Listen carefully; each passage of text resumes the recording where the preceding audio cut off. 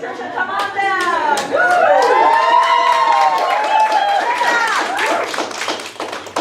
Oh no. Hi everyone. So the first thing is the 5 facts. Hi, I'm Patricia Ainembabazi. I am from Uganda. My social issue would be human rights and tax justice.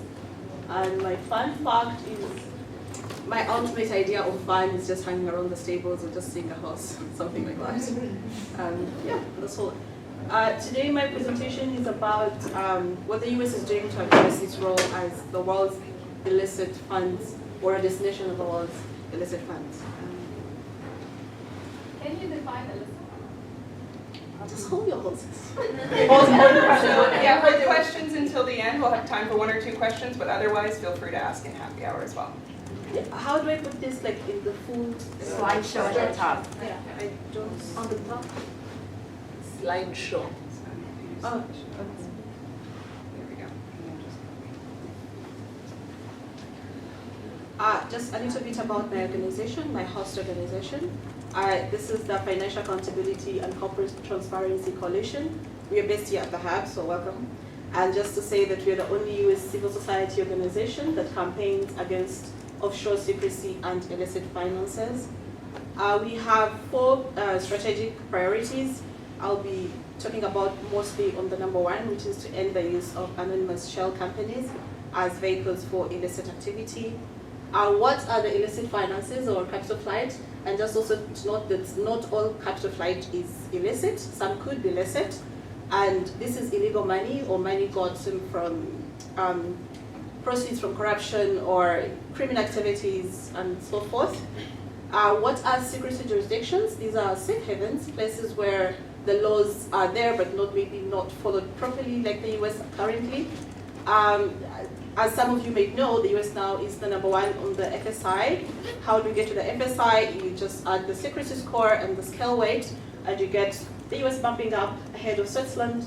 And this, we look at how much money is going to this country and how many companies are opening in this specific country with, secrets or shell companies.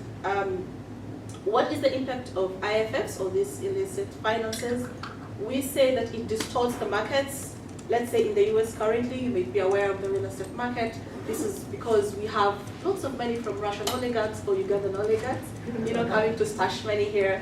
And also it conceals the real economic performance of countries. So if money is coming from Nigeria, maybe there is a president bringing money from their countries to here. So it deprives a budget that would have built schools, hospitals, roads, and then this money ends up in the US, depriving of the, the basic things back in their countries. We also note that illicit finances, this is the money that is used to traffic humans, or human trafficking, buy illegal weapons, tax evasion and corruption, and funding elections where people steal or stuff like this. We have had, the FACT coalition is known as the team that drove the BEOR to the gates, and the coalition passed, you could say, advocated to the passing of the CTA to end the abuse of anonymous US shell companies. We do not only work with NGOs, but we also see the Bank of America, as most of you back with this one here. So we do work with different persons, individuals, corporations, so long as it's for the good of the people and the policies in the US. What is the CTA? This is what gives birth to what we call the beneficial ownership, where we have a registry.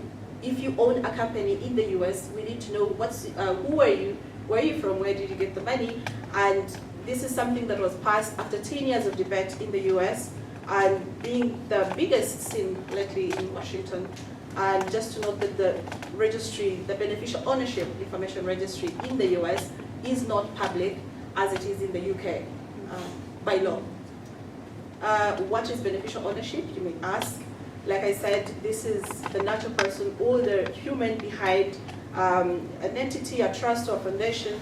But in the US, they say also a person that has substantial control over an entity. It does not have to be over 25%, but if you have control over an organization, an entity or a trust. What are we working on currently? It's one of the rulemakings of the CTA, the Corporate Transparency Act, and which is access.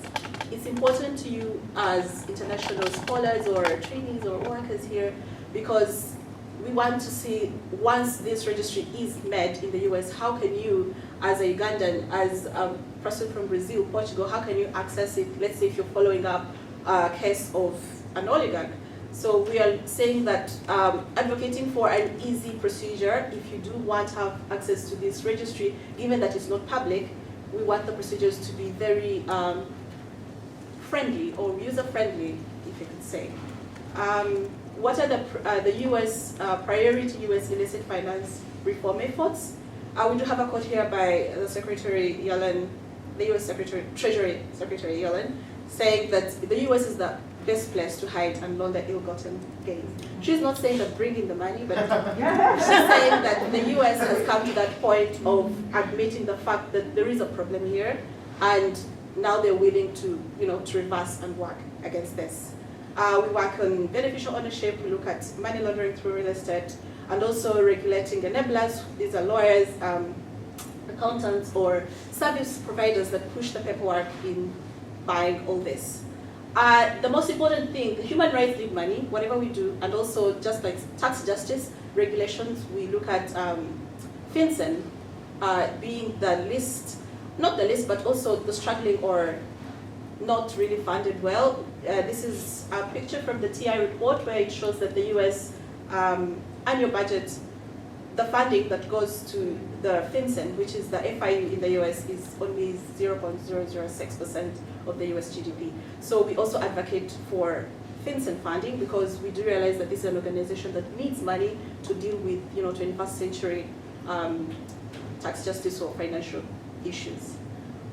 Just to call you to join us, join our advocacy campaigns and help us to spread the word and work for better policies in the US and sweep and clean and reverse its #1 role as the one on the FSI. Thank you.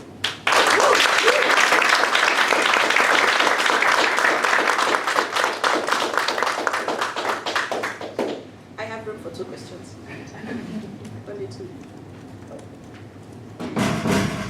Okay, that means you all understood. Well, I have a question. Okay. No, so you mentioned the effect of all of those illicit funds leaving their countries, like you say, come from Russia or Uganda. What about the effect on the U.S. economy? Yes, I did mention this. So I know this is something that I also asked my colleague in office. I said, okay, what do you guys have to lose if the money is coming to the country? And the perfect answer I could get also to think about is it distorts the markets here. If you bring in a lot of money and you're buying things, real estate, that means a normal American, with a normal life, not an oligarch or some, shady guy, will have to rise up to buy something at that same level where, for you don't care, you just stolen money from poor people. So it does distort markets in the US. Yeah. Any other question? Thank you very much. Thank you.